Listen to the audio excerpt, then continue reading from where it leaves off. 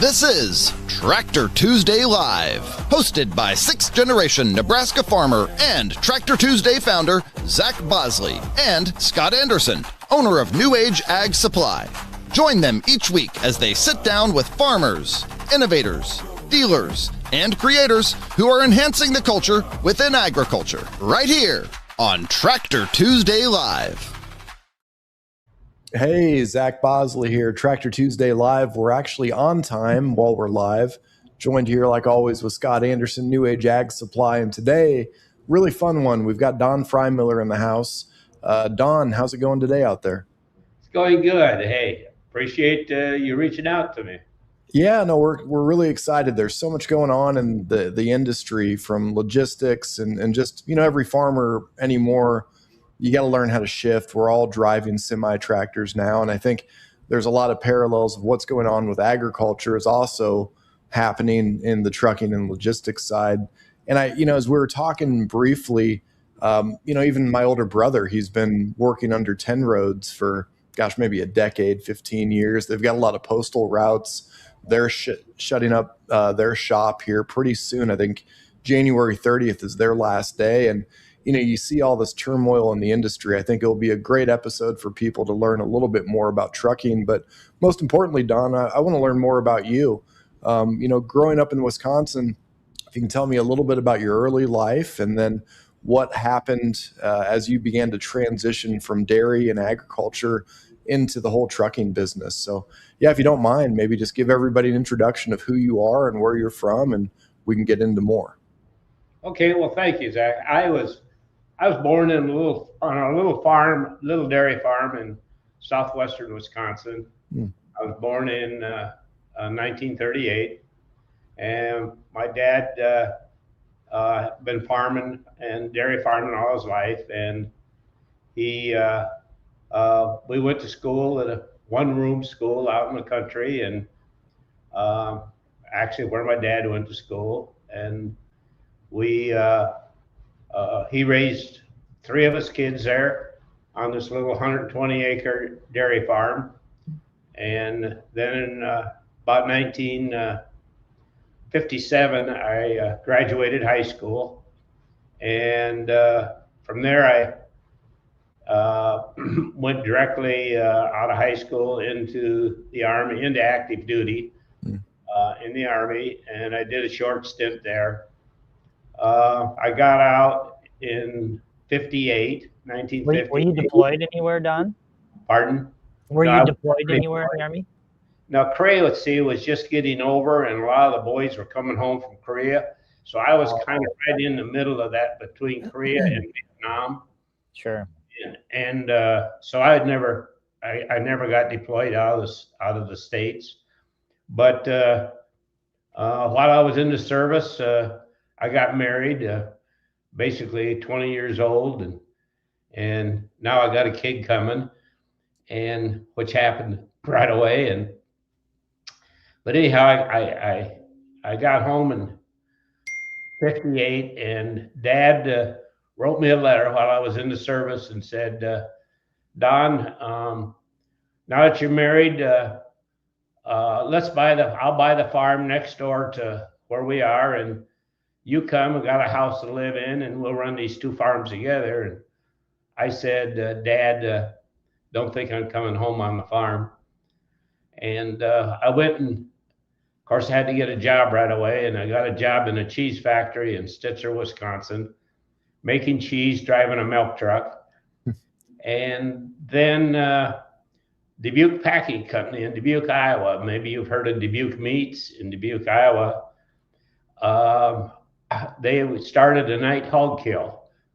And so I got hired on the night hog kill in Dubuque, which was a big deal because I went from $225 a month wages, working 10 hours a day, 7 days a week, to $1.59 an hour, popping kidneys out of the back fat of a hog.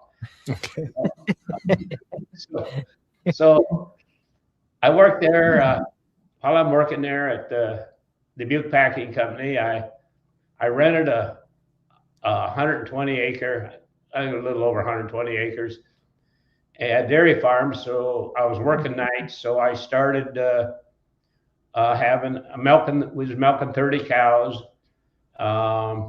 And during the day, I'd do the dairy farm, and my wife would finish up the milk at night when I had to go to work. And I worked there for 6 years. And I had transferred down to the shipping dock, got to know people in shipping. And but then they did a layoff. And that layoff went back a long ways. It was a big layoff. And so I didn't know what I was going to do, because now my 4th child is on the way. And so I rented over in Darlington, Wisconsin, I rented a 460-acre dairy farm. And I moved that little dairy farm to that farm in Darlington, Wisconsin. And there I was milking like 62 cows, and we were feeding out some hogs, and I had an FHA loan for the cattle and equipment and the farm equipment I needed. And of course, in the wintertime, the cows would dry up and the milk check got really small. And because they took the payment out of the loan out of my milk check, and I didn't know quite how I was going to keep the lights on and feed 4 kids. Yeah. And so then I heard about this trucker over in Shellsburg, Wisconsin, that needed a part-time driver to haul his hogs out of the Cudahy stockyards to Milwaukee packing house. And so I thought, well, I'm going to go over and see him. And I said, I understand you could use a part-time driver at night to run these hogs to Milwaukee. He said, yes. He said, have you ever drove tractor trailer? And I said, well, yes. And I lied through my teeth because I never drove one in my life. He said, good, we'll be here at 7 o'clock tonight. Take this load of hogs to Milwaukee. Okay. So anyhow, I got it done. Of course, I didn't back in too good to the chutes because I never backed one up before. But anyhow, we got it in and got hogs unloaded, and I got home. And so I did that part-time during the winter until the cows started calving, and the milk check got bigger and things got good. But anyhow, that's how was my initiation into 18-wheelers and tractor trailers. How many hours a week were you working? You must have been sleeping like 4 hours a night or so. Yeah, it was a little on the short side. We'd get up about 6 in the morning to milk, and I wouldn't get home till about 3 o'clock in the morning. So I get myself about 3.5 hours sleep. But I only did that maybe three times a week or sometime. But it gave me enough cash to keep the lights on and feed the kids until the milk checks got bigger. It was, and my wife worked really hard. She'd finish up the utensils at night and put the milk machines. Back then we were using Surge. I don't know if you remember Surge buckets to milk with. But yeah, a lot of leg work and just even, but hopefully at this time you're still in your 20s, I presume. I'm in my 20s, just getting into my 30s. Yeah. Because that was in 1964. Okay. That I moved on that 400-acre farm. Yeah. My youngest son was born. I think, Scott, you've met David. Yep. He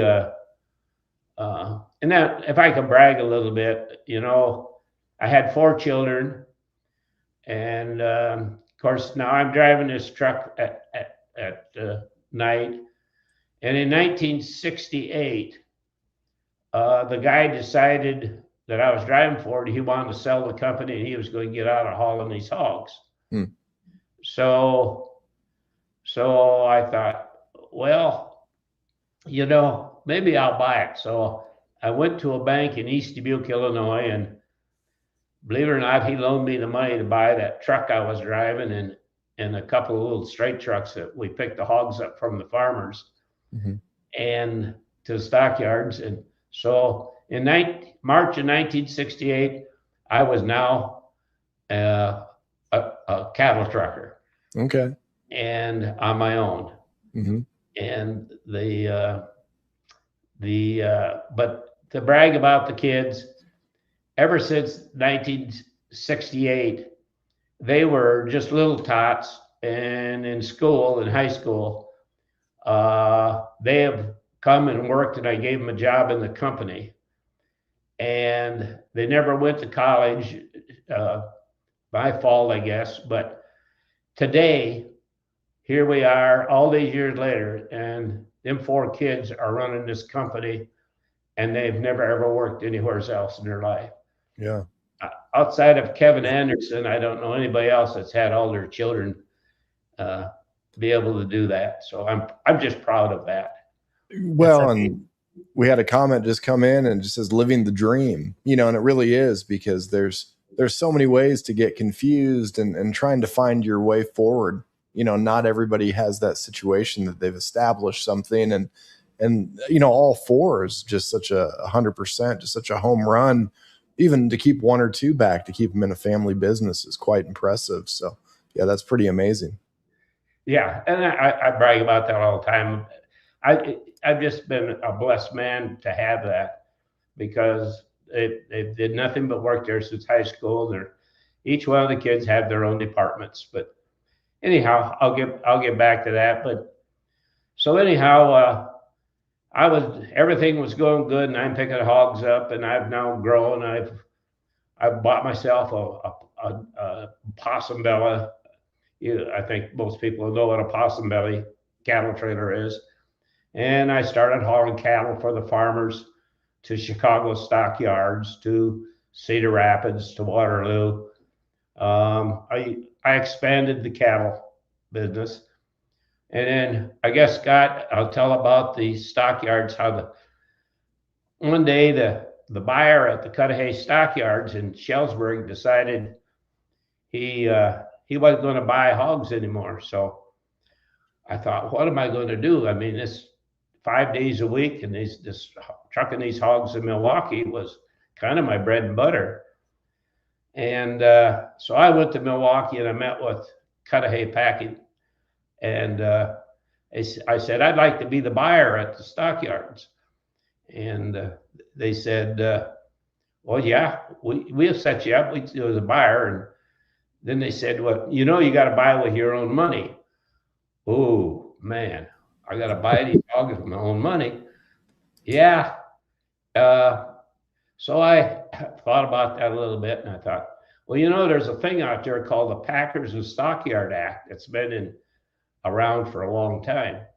They can't kill any hogs or any cattle unless they own it and they're paid for. So that means they have to overnight transfer the money when I delivered all the hogs to them to a bank. So I thought, I'd make this work. So I went over to East Dubuque, Illinois, where my banker was. I put $100 in the account, and I went home and I started buying hogs. and anyhow, things went real good. And I thought, I better drive these loads of hogs myself to Milwaukee, because I don't want anything to happen. So I did that for, 5-6 months. Pretty soon, believe it or not, it got to where it was my own money that I was working on. But the float worked real good for about 6 months to get me on my feet. And anyhow, the banker thought, man, what's this guy doing? This checking account just grown like leaps and bounds. But that let me expand and buy more trucks. And anyhow, that's my livestock hauling experience. And then about 1970, somebody came to me and said, the rates on produce out of California is really, really good. So I looked at it a little bit, and I've never been to California. And I thought, okay, maybe I'll buy a reefer trailer, a refrigerated trailer. And again, the banker came through for me, and I bought a new tractor. And well, no, I used my new one I had in the livestock. I'm getting ahead of myself. But anyhow, June 17th, 1970, I called the Dubuque Packing Company. I said, how are you getting your meat to California? They said, well, we're using a company called Little Ottery out of Fremont, Nebraska. And so I called them and I said, how would you like to have a brand new tractor and trailer trip leasing to you? Now, we're back in the regulated days. Now, I'll touch a little more on the regulation of the difference, because I don't know if a lot of the younger people understand what regulation is. No. So anyhow, I told my first June 17, 1970, I hauled from our first load of meat out of Dubuque Packing Company to South San Francisco. And that was the first load. And then I got to where that year I bought a second one hauling meat to California out of Dubuque. Again, trip leasing the Little Ottery because I didn't have the operating authority. But I would haul produce out of California back to Jewel. I don't remember Jewel Tea in Chicago, a big chain store. I'd haul produce out of California back to them in Chicago. And then, of course, we did head back up to Dubuque, get another load of meat. Well, produce is an exempt commodity, just like cattle is. You know, any unmanufactured agriculture product was exempt from regulation. So I would trip lease going west, come back going east on my own authority. What's a trip lease, Don? Trip leases was I had to give them a percentage, and they set the rates. Because of the regulation, it was regulated, you know, and maybe to explain what regulation is. Regulation started with the Interstate Commerce Commission. You've heard of the Interstate Commerce Commission, right? Well, in 1893, I think, the Interstate Commerce Commission act was set up because of the railroads. And back then, the railroads was now hauling freight for other people, companies across state lines. So it was a way of regulating the railroad. And the laws were set up about whose liability was what and what you had to have and insurance and all this sort of thing. And that happened in, I think it was 1893. About that time along, they also passed what they call the Carmack Act. And the Carmack Act was brought and put in place that in case the railroad killed somebody and it had their load of freight on, the shipper wouldn't be responsible or liable for lawsuits or for any liability. Well, that was back then. And of course, then in 1938, trucks started getting involved in moving freight across the United States and from state to state. So they expanded in I believe in 1938, they expanded the Carmack rule and ICC regulation into trucking with the same requirements that the shipper wouldn't be responsible if we killed somebody and on for liability and the cargo that you had to have insurance and all that. That was all set up back in 1938 for trucking. I don't know, and of course that was a long time ago. Well, that went on to the point that the Interstate Commerce Commission regulated trucking so to the point that you had to have this ICC number on your truck and you had to have operating authority that because they only granted operating authority to certain carriers. You had to apply for it. You had to prove that there was a necessity for it, and you then would get your number. Well, back then, it really only certain people would get this operating authority. Well, back then there was, I have to look here. There's a, I believe,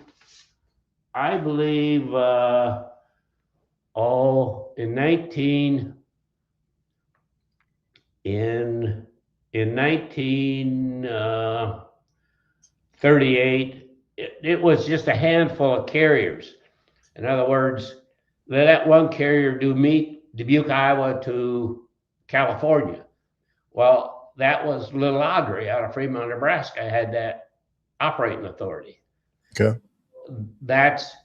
But instead of me leasing to them full time, I only leased to them one way, and that's why they called it just a trip lease. I see. Okay.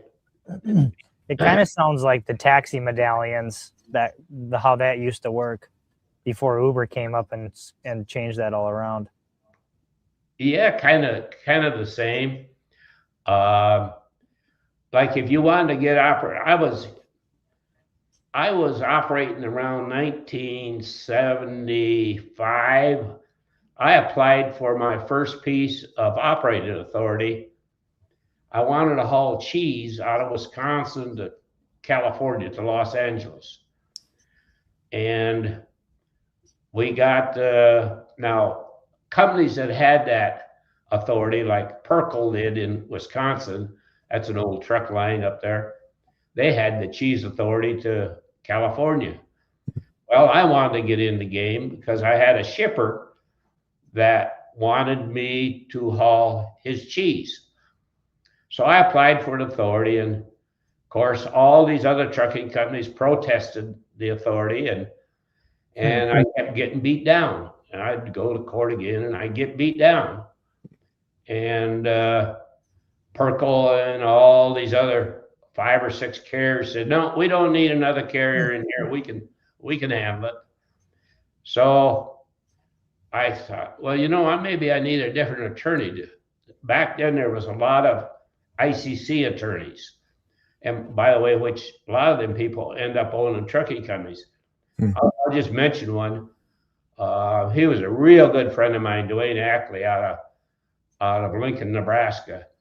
He was an ICC attorney, and he ended up owning Creek Carriers and Sunflower, and you may have seen all them. He ran a really great. Well, he put me on to a attorney in Atlanta, Georgia. And man, he was inexpensive back then. So I went to Atlanta, Georgia, and man, here's this little farm boy in this peach tree tower, going up to see this high dollar attorney, right? And I can't remember his name. I got in his office and told him I had shipper support, and I had Norwalk Cheese was going to support me, and on and on. And I told him the story and how I got beat down. He got up from his desk and he come over, and big old tall guy. And I remember him putting his arm around my shoulder, and he said, in this southern drawl, "Son, we just going to get you that authority." Yeah, he went on it, and we went all the way. They got protested me all the way till we had an oral hearing in Los Angeles. And Perkle, they sent in their attorneys from Chicago, and FFE sent in their attorneys. And here I am, my big tall guy from Atlanta, he's there. And my wife is sitting there with me. And anyhow, my southern attorney, he just chewing them up and he's spitting them out. And my wife was sitting there, and she said, don't you feel sorry for them people? Here, if you knew what this was costing, you wouldn't be saying that. Yeah. Anyhow, Yeah. Got them going. that was my first piece of ICC operating authority. Okay. Were you still milking at this time? Pardon? Were you still milking on the dairy? No, I eliminated that. I had a farm sale. Once I got up to 3 trucks, in 1969, I was trying to farm, and I'm running 3 or 4 tractor trailers, and it just didn't work. I mean, something had to go, and I had a farm auction. Okay. And the auctions, they came in and sold all my dairy cows, all my farm equipment, all the machinery, farm sale. I worked all them years, and I think when it was all done, the auction company gave me $10,000. That's what I had to. And I made a down payment on a little motel and a house in Shellsburg, Wisconsin. And that's where was starting a trucking company. I see. Okay, so that's how I went from farming to trucking full time. Okay. But anyhow, now I got my first piece of operating authority under the regulations, and from then on, I went and I got Oscar Mayer in Madison, Wisconsin to support me. I got, of course, Dubuque Packing Company supported me, Rath and Waterloo, Wilson in Cedar Rapids. They all supported me. So that's how I grew to be a meat hauler, you might say. That was my big. So you transitioned from live animals to full refrigerated trailers at this point? Yeah, well, I found it was a whole lot easier to haul it in a box than on the hoof. Didn't have to clean them trailers out with the scoop and the shovel in the middle of the night and them cattle trailers, but it was. But yeah, so now I think in 73, I sold the cattle trucks. Okay. By that time I had 3 drop centers, cattle trailers, and we were still picking up hogs from the farm. And I got out of the hog buying business in 73 also. Okay. I was also in the cattle. I was able to buy cattle I buy canners and cutters for Oscar Mayer, and then I would truck them. Okay. So but then I got all that went away in 73. So I was ahead of my story there, but good question. Okay. Yeah. Well, now I'm trucking full time, doing meat, produce to Chicago, and I'm up to 56 trucks in 1980. And 1980 was a year of deregulation. If you remember, Jimmy Carter deregulated the industry. Well, all this authority thing that I told you about all went out the window. Okay. Crazy. Yeah. All the money we spent on these attorneys and by the way, we used to have to carry all the expenses with these attorneys as an asset on our balance sheet, because operating authority was an asset that you could sell. Okay. Well, 1980, that all gone away, deregulated. Well, that let anybody that wanted to get into the industry. Matter of fact, in 1980, and I may get these numbers, I got a note here. I think I got it right, that there was roughly 18,000 trucking companies in the United States basically in 1980 when they Okay. deregulated. Mhm. By the year 20,000 or 2000, by the year 2000, Mhm. there were roughly 500,000 Wow. Wow. DOT numbers and people in the trucking industry. Mm. What that did was it drove the freight rates down at a time that interest was going to 20%. If you remember, 20% interest. Back then, there was a fuel shortage. Also, it drove driver wages down. It let brokers get into the business, and so brokers started. You see them, freight brokers. Yeah. Yeah.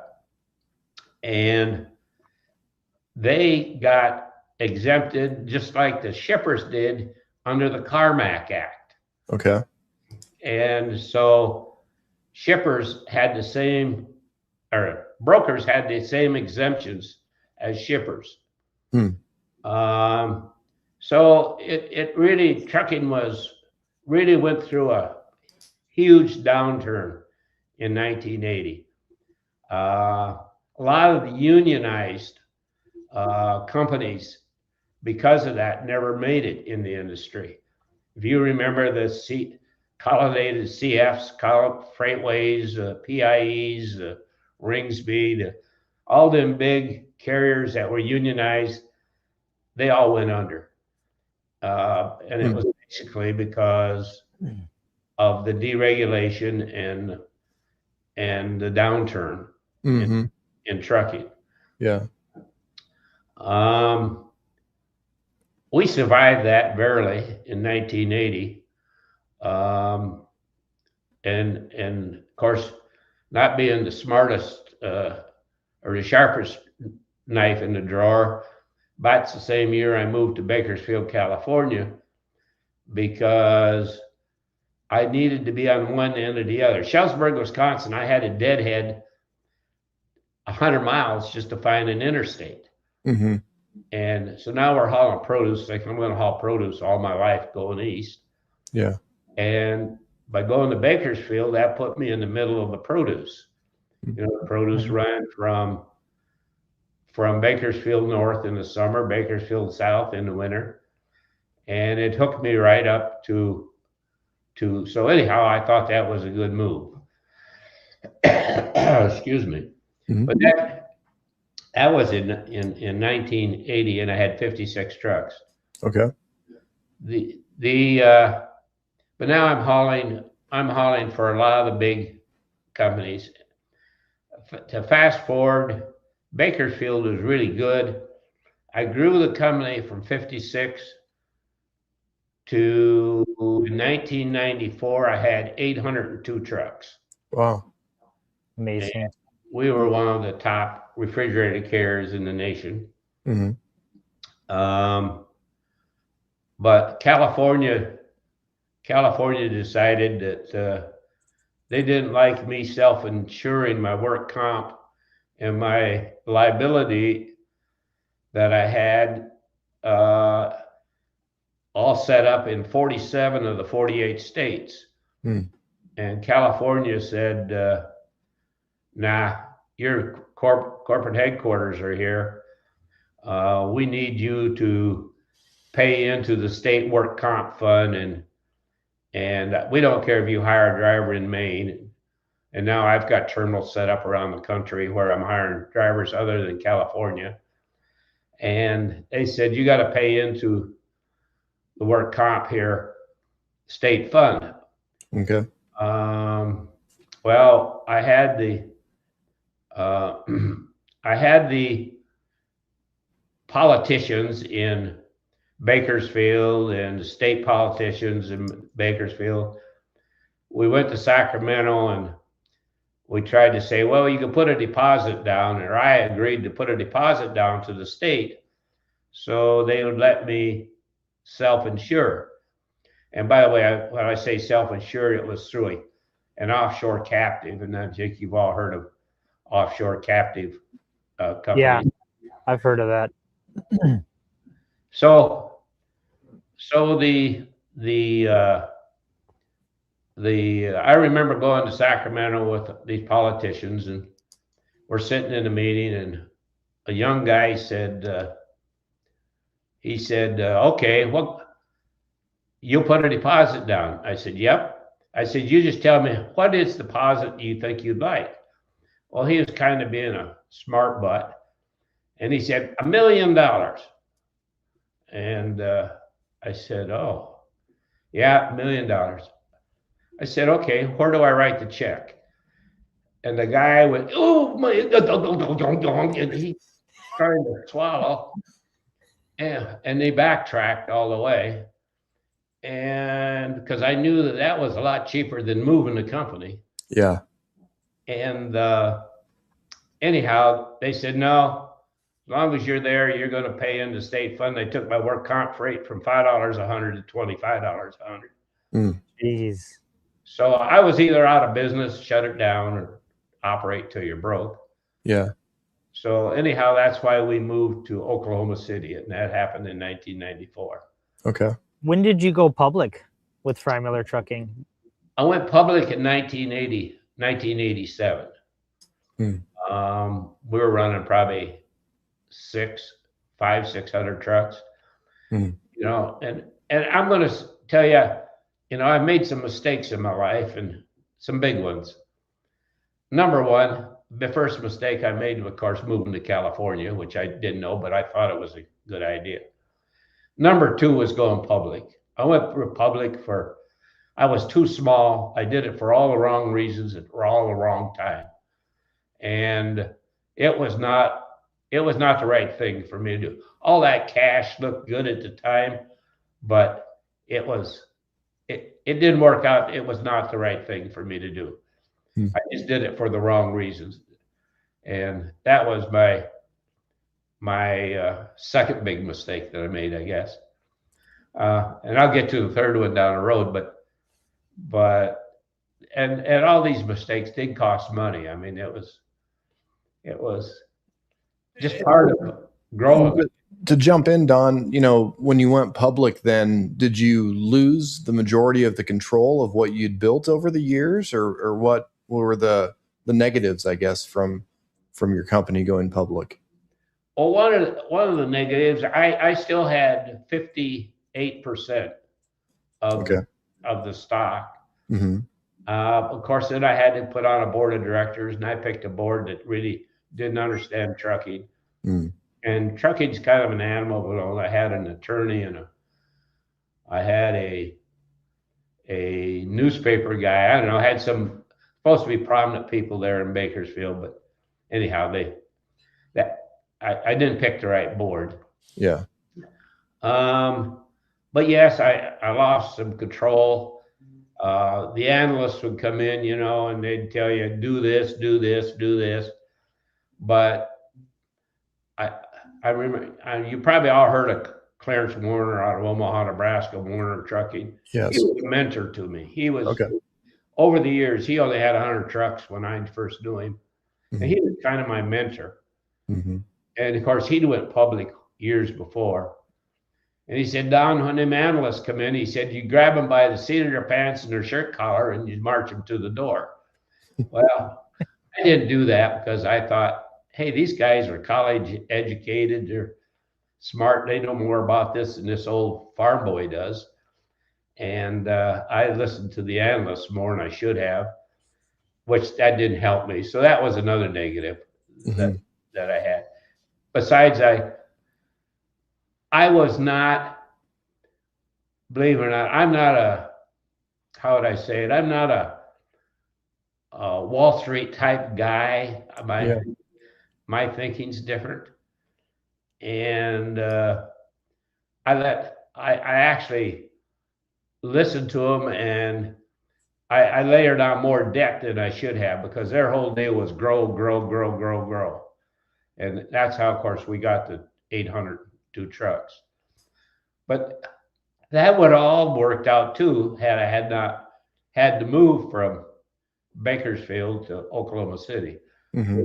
Very, very costly. Yeah. So we had some tough times there.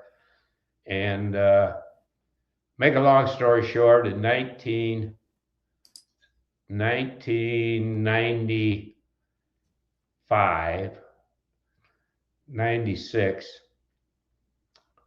95, I'll get the date. I had a line of credit on the receivables with a bank in Minneapolis, Minnesota called Norwest Bank. Mm-hmm. And of course, we spent around $5 million doing this move. We're about 100 million of revenue in size back then. And it was a tough move. And it was the only year, and I believe my accountant was Arthur Anderson. And I remember that because our friend Scott, that comes to your steam shows, he's from Oklahoma, Jeff Ditweiler. Jeff Detweiler, yep. He was with Arthur Anderson. Anyhow, he kind of knows the story. And so Arthur Anderson put a going concern on the end of my financial statement. And that was a broken covenant that I had with Norwest Bank. So Norwest Bank, now got to remind, I'm not 30 days late on a payment. All my accounts payable are current. I'm current everywhere. As a matter of fact, I got the company, after the move, I got the company turning black ink. And the only year we lost money was the year to move. In all the years I was trucking, that's the only year we lost money. But they put that going concern on. And so Norwest Bank seen a way to come in, and they're going to show up and with their lawyers, and they're coming in to, which I figured they're going to shut me down. And well, that's the same day that McFay blew up the Murray building, the federal building in Oklahoma City. Yeah. That they were showing up. Wow. And it blew my attorney, and it blew the judge across the courtroom. And so they postponed it. Norwest went back home. And I was in the middle of filing a Chapter 11 reorganization is the reason they were in the courtroom, okay? The judge took it home, signed the pages. We filed reorganization. And about 12 months later, there was a company came to me out of Fort Worth, Texas, and he just did $100 million junk bond offering with Smith Barney. And he said, we're out going to buy trucking companies, and we're going to consolidate 10 or 12 trucking companies. And he did. And I sold the public company to Ameritruck, was the name of it, out of Fort Worth, Texas. Okay. Anyhow, I was going to go do something else. And my youngest son, David, said, Dad, all you ever taught us kids was trucking. He said, we want to go trucking again. Well, I seen that Ameritruck wasn't going to make it because they bought 10 trucking companies, and they did the same thing as they did to me to all 10 of them. The owner of Ameritruck come in one day and said, Don, I see you have no formal education of any kind. And he said, and I've got a PhD in business. And he said, you got a couple hours, get your stuff out of the office. Now I got a contract, I got stock, which was stupid of me, but I got a whole bunch. And so next day he fired all 4 of my kids. And so then that's when, now we're we're out, okay? And of course, he took the name Freymiller off everything and put a Ameritruck on. He bought, remember Montford out of Colorado? He bought that company. He bought 10 other companies. Okay. Well, in 3 years, he bankrupted all 10 of them trucking companies and went through the $100 million. Wow. And I seen what was happening. So David said, hey, let's go trucking again. So I had 5 tractors and David had 5 tractors. We put them together. We had 10 tractors. So in 1996, he and I started with 10 trucks and $20,000. And what you see today is from the growth of that. Wow. Meanwhile, I had to get my name back in 96. So I seen them going under. So I had sued them. And part of the settlement was, hey, and I won this deal. I took 10 cents on a dollar, but give me my name and logo back. So we put the name and logo on when Dave and I got going a little bit. And of course, things just went back. Well, you see where we are today. Yeah. But anyhow, that was a tough period in my life. I learned a lot, but selling to Ameritruck probably was my third, because I could have survived. I could have got through without doing the reorganization. Mm-hmm. But Norwest would not take that going concern off of my statement, and being public, it was a problem. Yeah. Because and so that's why I say going public was my third largest mistake. Mm-hmm. So far, we make a few mistakes, but nothing like them ones. Like mistakes. Yeah. Yeah. It's pretty amazing here. You built all that up over all those years, you sell, and then eventually it all swings back around and you're able to buy the name and the brand back and then build it, back into where you guys are today. And, I'm a little bit ignorant, obviously very familiar with the brand and the name, but in comparison, how many trucks are you guys running currently? I believe we're around 750 some tractors. Yeah. And I don't know, there's somewhere between 11 and 1,200 trailers. Mm-hmm. And then we started 25 years ago, we started a used truck dealership called Heartland Truck Sales. Mm-hmm. And that's did very good for us too. And that's been a good, because we run pretty new equipment. We turn our trucks at about 400,000 miles. Okay. And then we move them over to Heartland and we bring it to them. And that's worked for us over the years. Yeah. But that's kind of where Freymiller and but then maybe going back to deregulation and the entry of people coming into the entry, that all really worked okay until Obama became president. I don't know what years that was now. It must have been around 2009. He probably stepped into the White House. I think it was the 2008 election. Yeah. 2008. Yeah. And if you remember, he came out with the H-2B visas and the H-3B visas. Okay. One was for agriculture workers. Mm-hmm. Another one was for any other workers. Well, we started to get a few immigrants coming into our industry and get into trucking. But that was fine. They came in legally. They were under the visas, and most of them were coming out of South America. They could speak English. They could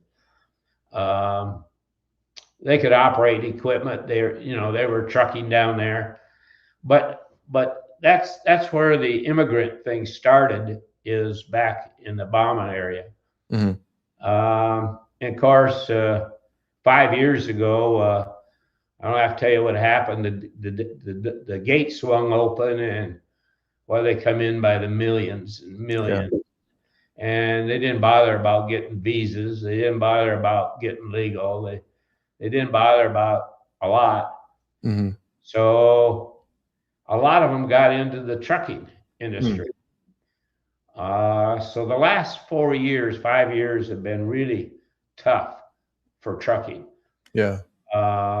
It has put a lot of third generation smaller fleets out of business. I mean, the bankruptcies in trucking right now are higher than they've ever been. Yeah. And you said your brother drove for 10. Actually, that was caused, that bankruptcy or that going out of, I don't think they filed bankruptcy. I think they just shut it down. Yeah. Was actually caused because of immigrants. Mm-hmm.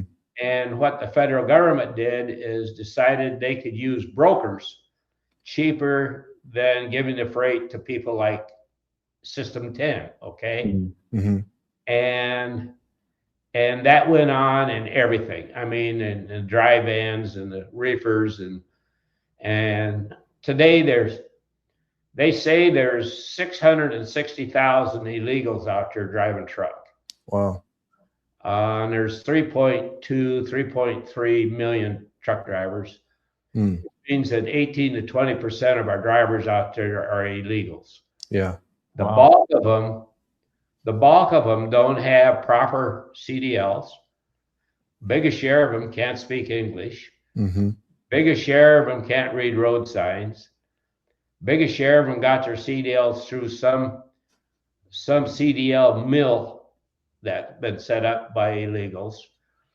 They don't carry proper licensing. They don't carry insurance. None of them carry FISDAM insurance because their trucks are not financed through, well, American finance companies won't finance these people. Mm-hmm. So the cartel money comes in and finances these trucks, and they're paid for. They don't have a lien on them, so they don't carry FISDAM insurance. So when they lay one over in the highway, the record companies don't want to move them, don't want to get them off the road because they can't get paid. And so the states end up picking up the tow bills, the record bills. And I happen to know that because for 7 years now, I've been a commissioner on Oklahoma Department of Transportation on ODOT. Yeah. I see it. Mm-hmm. It's turned into a nightmare that it's starting to take hold. We now have a man by the name of Sean Duffy as our Secretary of Transportation, and he's well aware of it, and our president's well aware of it. And so they are starting to shut them down, and they're bringing them down. The state of California was probably the biggest culprit in it. I see that the governor of that state just said, hey, we're going to let these 17,000 immigrants that their CDLs aren't valid be valid. I don't know how he's doing that. Wow. But the safety aspect out there, and the news media has picked up. You've seen they're killing people. I'm watching Oklahoma because I'm on the commission, and I have an interest. But Oklahoma right now, not to even bring this up, or probably shouldn't, but it's the fifth highest in the nation in commercial vehicle fatalities. Wow. And it's being done by the illegals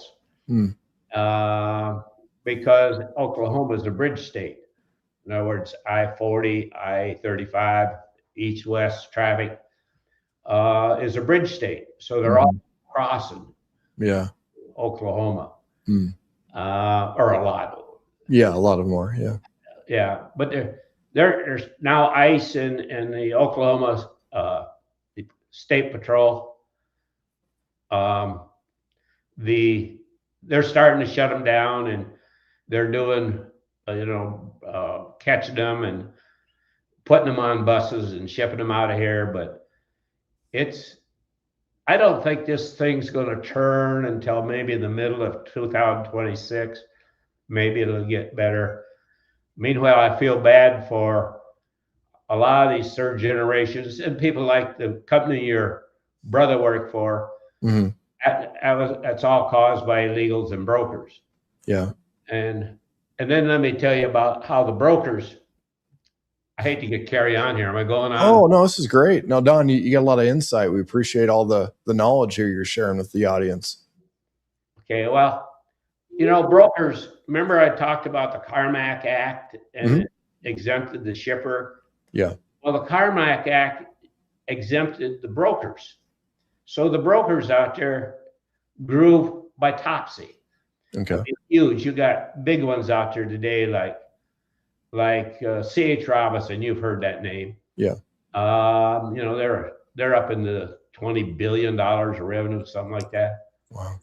They don't care who they hire to haul these loads. Because they get this guy really, really cheap. And guess what? The broker hasn't gotten any liability. So they hire this guy that can't speak English, can't read road signs, but he'll haul this load of freight from a broker real cheap. And the broker, you can't go back and sue the broker because they're protected under the Carmack Act. That needs to change, and there is a case right now before the Supreme Court.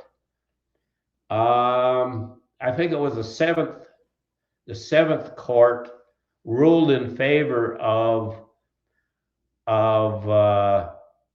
the C.H. Robinson, and so they took it to the Supreme Court. I believe the Supreme Court is hearing it.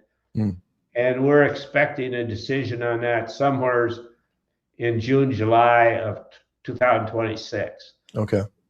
If that court rules that the brokers have liability and exempt them away from the Carmack Act, it would be a hockey stick. Trucking would go good again, and companies like your brothers would have never been out of business or closed down because the brokers were taking all these postal deals and they didn't care who they hired because we can't get sued. Yeah. That needs to change. I'm a pure, if I can be sued because I hire an unsafe driver, why shouldn't that brokerage be sued because he hired an unsafe driver? Right. That's my philosophy, and that's just me for whatever that's worth. But I'm thinking maybe by the middle of this year, we'll get enough of these illegals off the road. We get the Supreme Court, hopefully, rule against C.H. Robinson. And by the way, they're not going to like me saying this, but I don't care.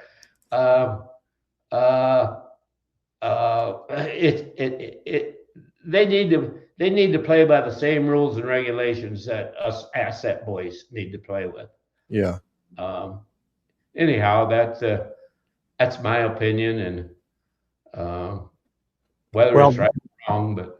Don, there was a trucker that I hired recently. He was driving a hot shot, but he told me that he's been getting stopped at when he drove through Oklahoma last time. He got stopped at the weigh station, and they made him read like a very plain English text, like see Jane run, see Spot run, like kindergarten, first grade level reading.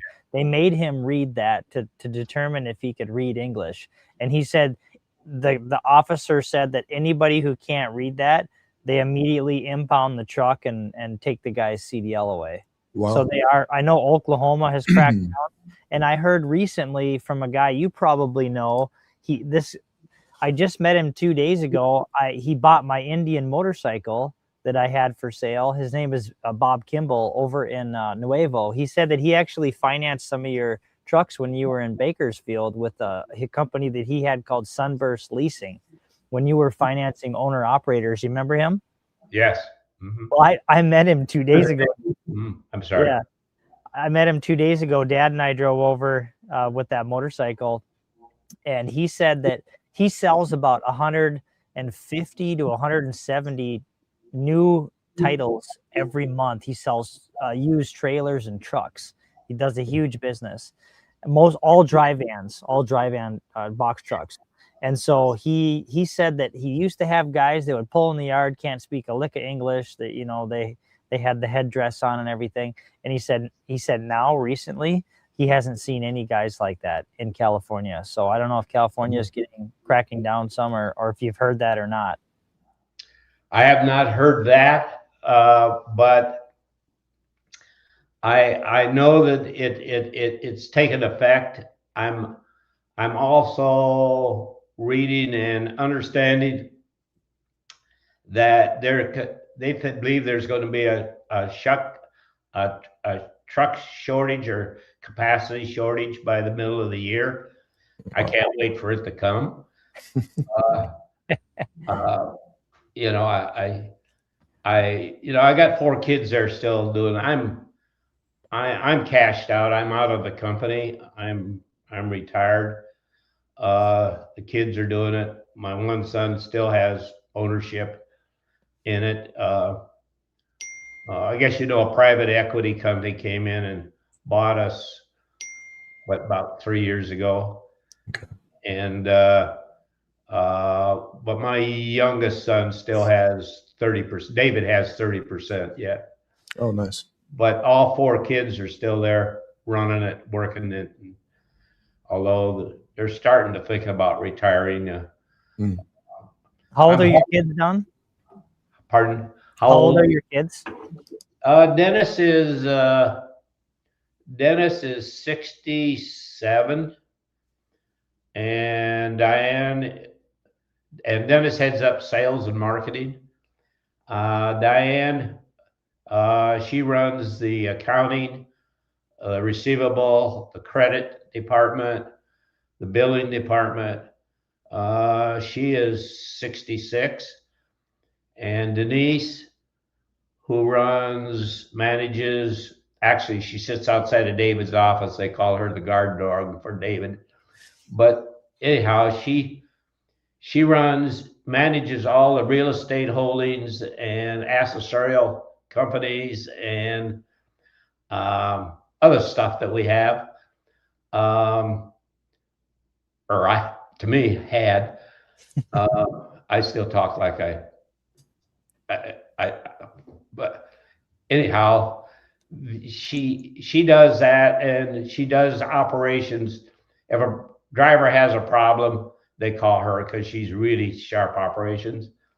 And then there's David, who he loves maintenance and he loves the equipment. He's really sharp. He's a gearhead, but he's a real good manager. I mean, David's a way better trucker. Well, all the kids are a way better trucker than I ever was. They've took this thing further and better, and they've just did a whole lot better job than I could have ever done. So I'm proud of what they're doing. But they're and then Denise, what did I say? Actually, that was Diane. Diane's birthday is today, now that I think about it. Mm. She will be 63 or 64, and then David's 61. I think he'll be 62 in May. So do you have any grandchildren in the business then too, Don? I have one grandson that is working there. He's helping Denise. Okay. I have 8 grandchildren, and I have 5 great-grandchildren. Wow. But the rest of them are all married, and they're out on their own, but only one of them. So I don't, and that's another reason we kind of went third to an equity company. The timing was right. 3 years ago, trucking was still pretty good, and I didn't see a third generation coming in to keep it going. Yeah. So I'm sure over the years you probably have countless crazy stories. But I remember there's a few bottles of whiskey in your or David's office sitting around. Can you tell that story? You get me laughing here. Yeah. Excuse me. No, Yeah, there's 5 bottles of Jack Daniels sitting on top of the cadenza of David's office. And we had a truckload in Gatlinburg, Tennessee, a load of Jack Daniels headed for Oklahoma City. And the drivers decided the truck wasn't running right. They took it into a Freightliner shop in Memphis, Tennessee. And they dropped the trailer and took the tractor into the shop. And of course, during the evening, the trailer disappeared. And then they called the ATF, got involved, the alcohol, tobacco, firearm. Mm-hmm. They get involved because it's liquor. And they went hunting for the trailer. And actually, 3-4 days later, we found the trailer. Trailer was empty, except for one broken case. There was 5 bottles of good Jack Daniels left. And ATF says, you could have the 5 bottles of Jack Daniels, but we want the case that came in. Okay. Don't know what that was. So we took the bottles. So anyhow, the distributor that we were hauling this load to, now he's got to wait for the insurance money, and it was, I believe, $136,000 or $156,000 for that load. Mm. And he was a little distributor, and now he's in hurt because the distributors can't get credit on liquor. They have to pay cash up front. Mm. And so he ordered another load, but now he needed more cash to order that load. So went into David's office and said, Dave, maybe we ought to just write the distributor a check so he can buy this next load.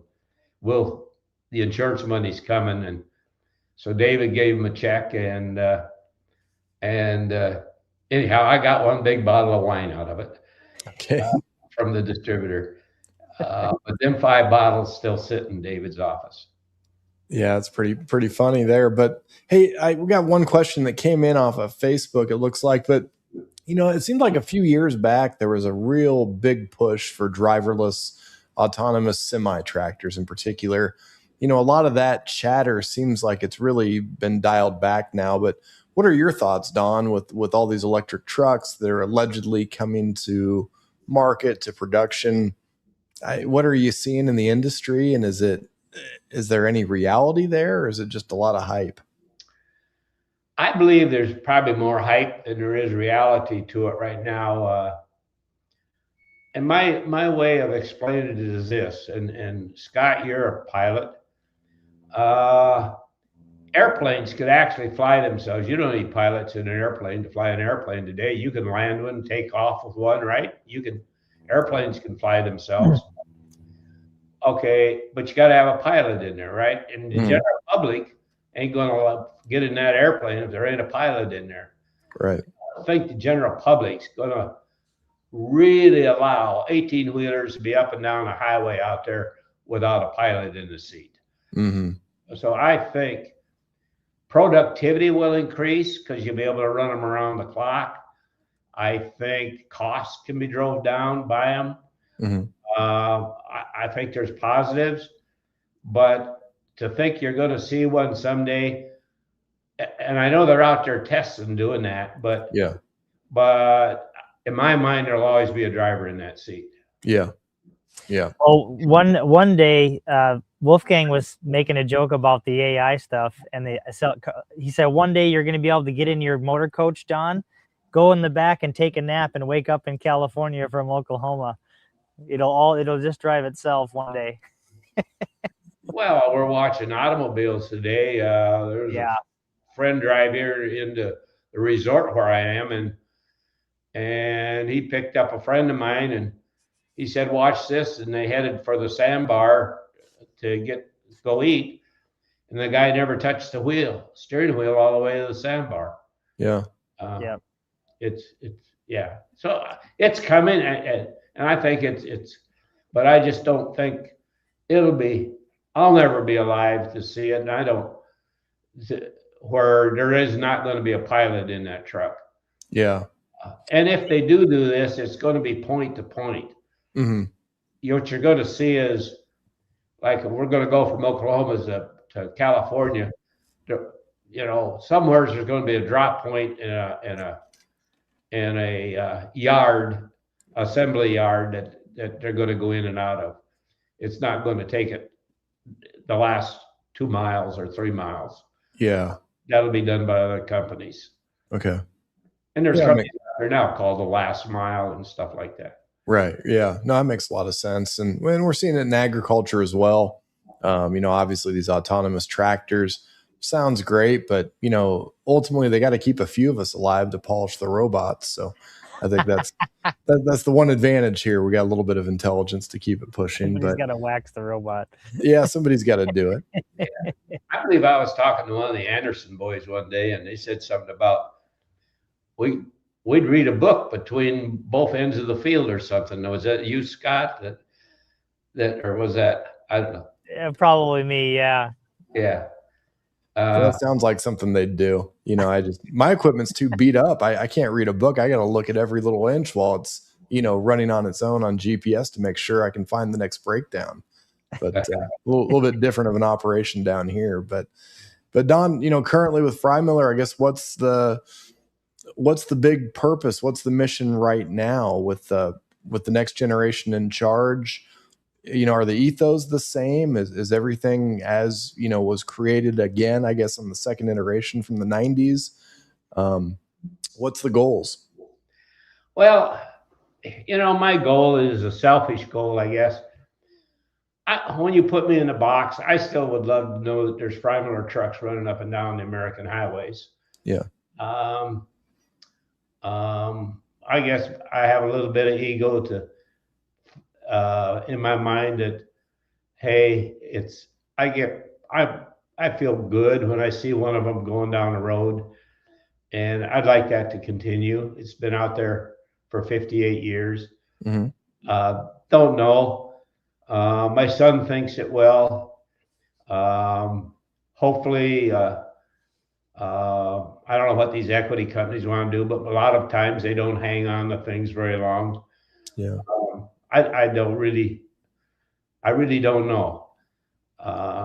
But I brought that up to my son, and I said, he said, Dad, everything's going to be fine. Everything's going to be fine, Dad. So, you know what? They did this far. I think everything's going to be fine. Yeah. Well, you guys are putting on what did you say, 8 million miles a week or something like that? Yeah. Yeah, we do about 8 million miles a month. A month. Yeah. That's crazy. Yeah.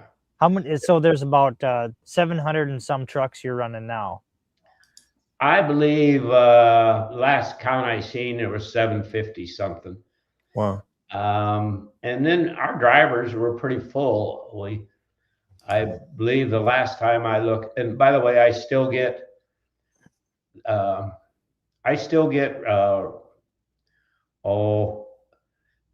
daily operational reports. They've never stopped. I still have an office in the company. I still have a company phone.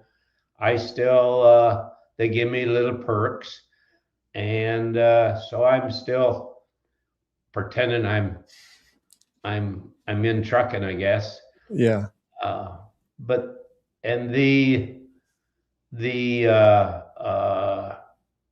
thing that I do, my biggest job is 7 days a week, 365 days a year.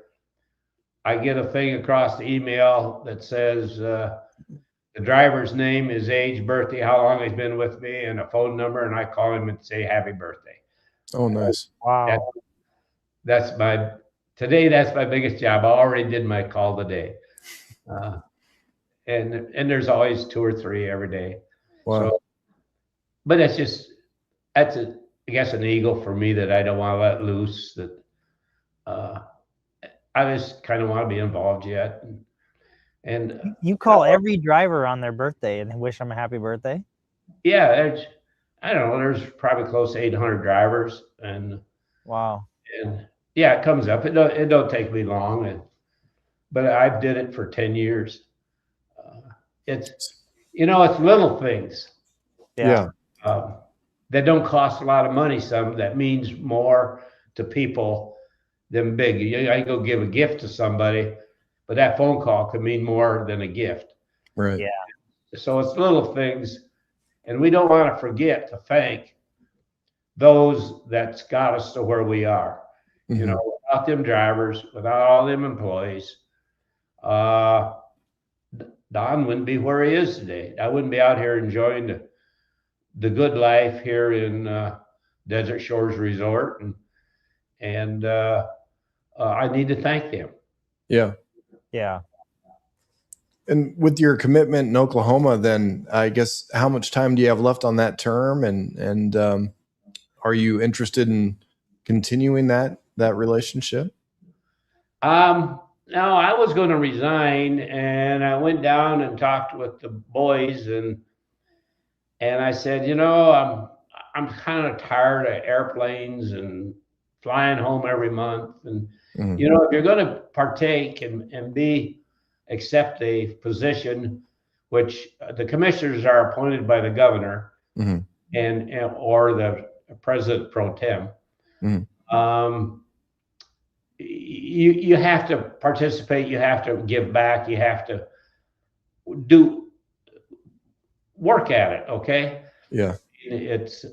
And I feel that maybe at my age, it was time for me to step aside and let somebody younger in. And our governor's up for re-election this fall. Okay. And I'm thinking, well, maybe I'll try to stick out the term. Well, the boys said to me, don't do that, Dad. Stay on. Let's see this illegal thing through, mm-hmm. and help us there. And he said, what if I paid and bought you a first class ticket back and forth for the meetings? Mm. Okay, I'll stay on. So. Yeah. A little bit more comfortable, than hopping on Southwest or something. That's for sure. Right. Yeah. So, well, that's great, Don. Well, no, we appreciate all you've done in the industry and your continued involvement. And I think it is interesting. You're hearing that chatter when we move ag machinery around. Most of the guys, I don't have to go through Illinois, or you hear the same things about being, different restrictions in different states. But we've really been hearing that up here. It's like, well, we got to get down to Texas. So that means we got to get our guys through Oklahoma. And I think that they're sending better drivers through your state. I think the reputation's starting to, at least there's a little bit of strength there where people understand that they're going to play by the rules if they run through Oklahoma. So I think what you guys are doing down there, it's well received in the industry. And I think that there's a lot of positives to come because of what you're helping to shape down in Oklahoma. Well, and I hope it bleeds over. Thank you for that. I hope it bleeds over into a lot of other states. I see, I don't know, or Virginia or someplace, they just did a big shutdown and they got 80 some illegals off the road. Mm. So other states are stepping up, and shutting down these CDL mills. California was the leader in that, but I understand that New Mexico and Washington and a few of these states that were kind of rogue on this have stepped up now and are shutting it down. We need to get our highways back safe. We need them to be able to read, understand English. We need our scales to keep operating, but the scales really can't arrest or do anything. They can only write citations. So it's going to take ICE and the state patrol to do it. And today I give them, I commend them because they are doing it. Yeah.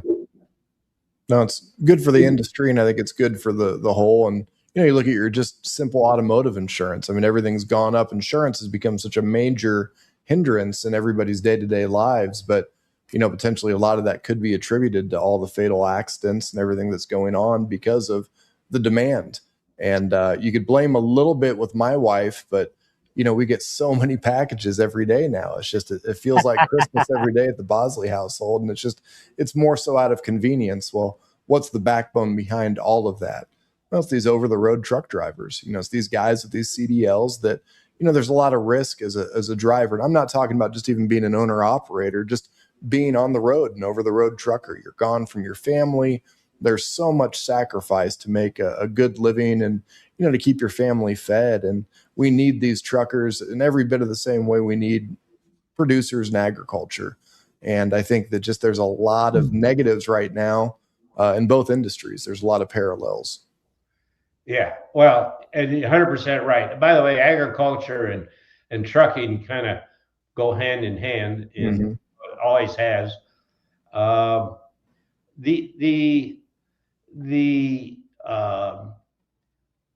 drivers that we have today, our drivers, maybe a little one, but they haven't really seen a pay increase in 3 years because of this. We need to get back paying these drivers for what they do, for what they're worth. These drivers got a tough job with the traffic today, and we just don't need their livelihood affected because we got people out there that don't play by the rules in the same way we do. Yeah, definitely. It's big risk for all sides, really. But again, the insurance really makes things trying and difficult. But hopefully, with some of your efforts and what the great state of Oklahoma is a part of right now, can really set the standard and get some of these other states, whipped up into shape here, and we can make the whole environment for this industry, just a better place. And I think that's the goal, Don. And I think a lot of folks are grateful for all the things that Freymiller's done as a brand and more of a family type of a feel of an operation. And I think that's reflected for anybody that's ever worked with you or had any sort of familiarity with the type of business that you guys have been running for so many years. Well, I really appreciate that, and thank you for the kind words. I've been blessed. God has looked over me and blessed me, but again, it's took all these people, and it hasn't been an I deal. It's been a we deal, and let's keep that going, and let's not let a few bad apples spoil the barrel.